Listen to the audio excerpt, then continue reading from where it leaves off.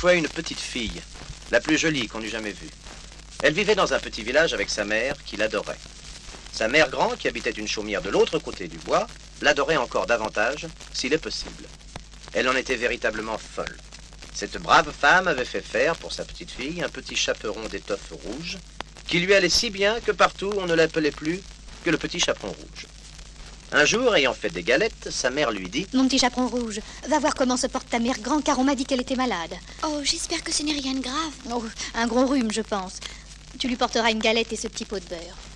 Le petit chaperon rouge mit la galette et le petit pot de beurre dans un panier qu'elle pendit à son bras et se mit joyeusement en route. En passant par le bois, elle rencontra compère le loup. Tiens, le petit chaperon rouge. Je la mangerai bien, ma foi. Cet enfant est appétissante et tordue à souhait.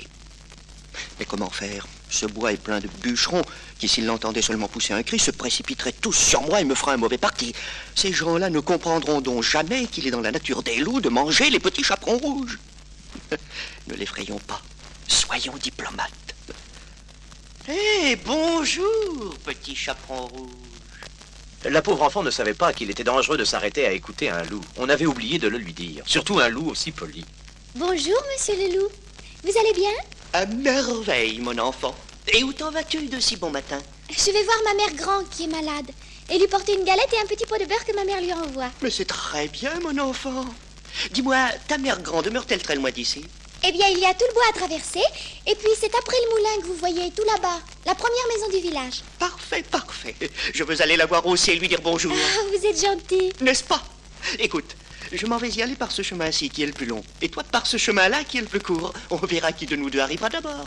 À tout à l'heure. Le loup se mit à courir de toute sa force par le chemin qui était en vérité le plus court, et la petite fille s'en alla par le chemin le plus long, s'amusant en route à cueillir des noisettes, à courir après les papillons et à faire des bouquets des petites fleurs qu'elle rencontrait. Le loup ne fut pas longtemps à trouver la maison de la mère grand. Qui est là? C'est votre petite fille, mère grand. C'est le petit chaperon rouge. Je vous apporte une galette et un petit pot de beurre que ma mère vous envoie. Je suis dans mon lit, ma petite fille, et je ne peux me lever car je suis un peu malade. Mais tire la chevillette, la bobinette serra et entre. Oh mon Dieu, c'est le loup. Elle sauta de son lit avec une agilité telle qu'on aurait cru qu'elle n'avait jamais été malade de sa vie. Courut à la fenêtre, l'enjamba, se jeta dehors et s'enfuit à toutes jambes. Dans son affolement, elle avait laissé tomber ses lunettes et son bonnet de nuit. N'ayez pas peur, madame, revenez. C'était une blague, je vous assure. Je n'avais pas l'intention de vous faire peur. Mais ces vieilles gens, on ne sait jamais ce qui peut leur passer par la tête. Voilà mon déjeuner envolé. Bon, la brave dame aurait sûrement été un peu dure à croquer. Nous nous rattraperons sur la petite fille. Il ferma la porte, ramassa le bonnet et s'en coiffa, les lunettes et se les mit sur le nez, se coucha dans le lit de la mère grand et attendit le petit chaperon rouge qui arriva peu de temps après. Qui est là? Ce n'est pas la voix de ma mère grand? Ah, que je suis bête. Elle est enrouée, bien sûr, pauvre mère grand. C'est votre petite fille, mère grand. C'est le petit chaperon rouge. Je vous apporte une galette et un petit pot de beurre que ma mère vous envoie.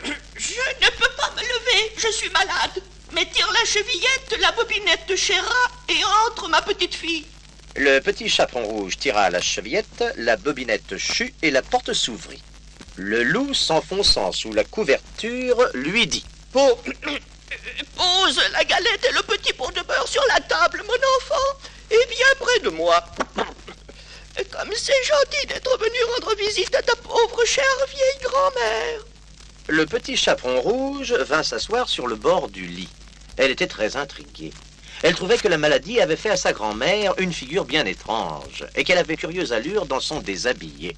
Ma mère grand, que vous avez de grands bras. C'est pour mieux t'embrasser, mon enfant. Ma mère grand, que vous avez de grandes oreilles. C'est pour mieux t'entendre, mon enfant. Ma mère grand, que vous avez de grands yeux. C'est pour mieux te voir, mon enfant. Ma mère grand, que vous avez un grand nez. C'est pour mieux te sentir, mon enfant. Ma mère grand, que vous avez de grandes dents. C'est pour mieux te manger, mon enfant.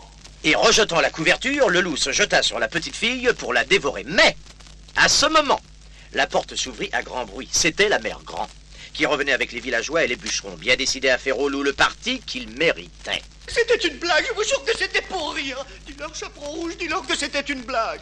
Allez vous autres, attrapez-le et qu'on en finisse. Affolé, le loup enjamba la fenêtre, laissant tomber le bonnet et les lunettes qui ne tenaient pas très bien sur sa figure de toute façon. Il voulut se jeter dehors et s'enfuir, mais il se prit le pied dans l'espagnolette et se rompit le cou. Tu sauras, petit chaperon rouge, que les petites filles ne doivent pas s'arrêter à écouter un loup. Surtout s'il est poli. Bon. Eh bien, voyons un peu cette galette et ce petit pot de beurre. Où sont-ils? Je n'y vois rien sans mes lunettes. Les voici, grand-mère. Voilà qui est mieux. À table, j'ai une